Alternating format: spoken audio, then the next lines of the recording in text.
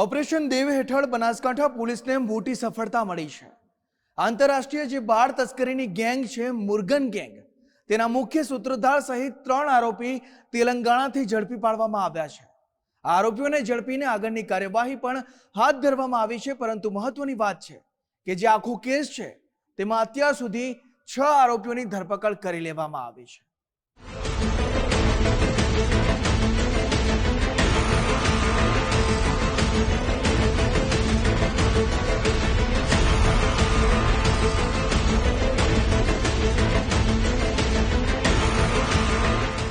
વડગામના જલોત્રા પાસેથી 6 એપ્રિલે 4 વર્ષના શ્રમજીવી પરિવારના બાળકનું અપહરણ કરાયું। બનાસકાંઠા પોલીસે ગણતરીના કલાકોમાં 2 બાળ તસ્કર શૈલેષ ગમાર અને પાબુ ભગોરાને ઝડપીને મૂળ રાજસ્થાનના બાળકને હેમખેમ મુક્ત કરાવ્યો।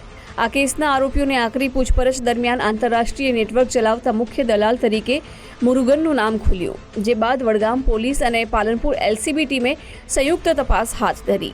પોલીસે ટેકનિકલ ઇન્ટેલિજન્સની સાથે જ આર્ટિફિશિયલ ઇન્ટેલિજન્સનો ઉપયોગ કર્યો અને મુંબઈ વડોદરા હાઈવે પરથી એક સગીર એજન્ટ પકડાયો। આ સગીર પાસેથી 1.5 લાખ રૂપિયાની રોકડ મળી આવી હતી, જેની પૂછપરછમાં સામે આવ્યું કે હૈદરાબાદમાં વેચવા માટે થઈને બાળકનું અપહરણ કરાયું હતું।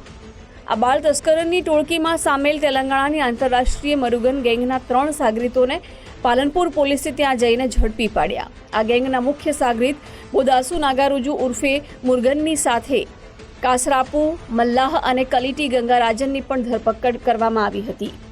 આ ટોળકીએ ગુજરાત, દિલ્હી અને મહારાષ્ટ્રની સાથે જ દક્ષિણ ભારતમાં પણ કેટલાક નવજાત બાળકોને વેચ્યા હોવાનું તપાસમાં ખુલ્યું છે। આ ગેંગમાં સામેલ લોકો એજન્ટો પાસેથી નવજાત બાળકને મેળવી 24 થી 48 કલાકમાં જરૂરિયાતમંદ પરિવાર સુધી પહોંચાડી દેતા હતા। તેલંગાણાના કાગઝનગર વિસ્તારમાંથી ઝડપાયેલા 3 આરોપીઓને હાલમાં વધુ પૂછપરછ અર્થે ગુજરાત લાવવામાં આવ્યા છે। ટેકનિકલ ઇન્ટેલિજન્સ ખાસ કરીને એઆઈનો ઉપયોગ કરીને મુરગનને ટ્રેપમાં લેવામાં આવેલ અને કાગઝનગરમાંથી મુરગનને પકડવામાં આવેલ। મુરગન પછી મુરગનના સાથે 2 વધુ એજન્ટો હતા, જેનું નામ કાસરાપુ તિરુપતિ અને કેલેટી ગંગાધર હતા। તે એજન્ટોને પણ પકડવામાં આવેલ। આ 3 આરોપીઓને પાલનપુર લાવીને તેઓની પૂછપરછ કરતા ધ્યાન ઉપર આવેલ કે આ લોકો પહેલાં જે જુદા જુદા આઈવીએફ સેન્ટર હતા, તે આઈવીએફ સેન્ટરમાં જે સારા તબિયત ધરાવતા જે મહિલાઓ છે તેઓને પુરવવાનું કામ કરતા હતા, તેઓનો કમિશન લેતા હતા। પછી તેઓને ધ્યાન ઉપર આવેલ કે નવજાત બાળકો વેચવામાં આવેલ તો તેમાં નફો વધારે છે, અને તે ધ્યાનમાં રાખીને તેઓ આ બાળ તસ્કરીના ગુના કરવાની તેઓની શરૂઆત કરી। બનાસકાંઠા પોલીસના ઓપરેશન દેવમાં અત્યાર સુધીમાં 6 આરોપીઓ કાયદાના સકંજામાં આવ્યા છે। આ ગેંગના અન્ય ફરાર એજન્ટોને ઝડપી પાડવા પોલીસ આકરી પૂછપરછ કરી રહી છે। આ ગેંગના આંતરરાષ્ટ્રીય કનેક્શન અને અન્ય સંડોવાયેલા લોકોની તપાસ ચાલુ હોવાથી વધુ સ્ફોટક ખુલાસા થવાની શક્યતા છે।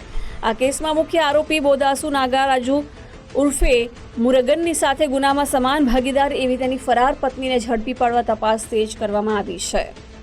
તરીકે આ લોકો જે નવજાત બાળક છે, જેઓને વાલીઓને તે બાળક કોઈ કારણસર જોઈતો નથી અને પૈસાની જરૂરત છે, આ ધ્યાને રાખીને આ લોકો તેઓ લોકોને સંપર્કમાં લેતા હતા અને પછી તેઓ પાસેથી આ બાળક ખરીદીને વચ્ચે દલાલી મેળવીને જે સામેવાળા એજન્ટો છે તેઓને આ વેચતા હતા, જેમાં કોઈ ફેમિલીઝ પણ આમાં આવેલી છે નામો।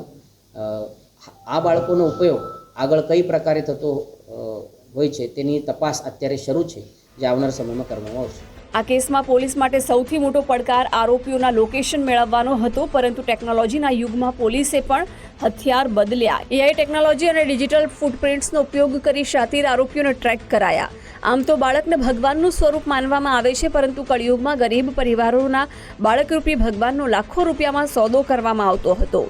મુરગનની આકરી પૂછપરછ બાદ ભગવાનનો બીજો અવતાર મનાતા મોટી હોસ્પિટલના તબીબોની સંડોવણી છે કે કેમ તે અંગે સ્ફોટક ખુલાસા થઈ શકે છે। કમલેશ નાભાણી, ગુજરાત ફર્સ્ટ, બનાસકાંઠા।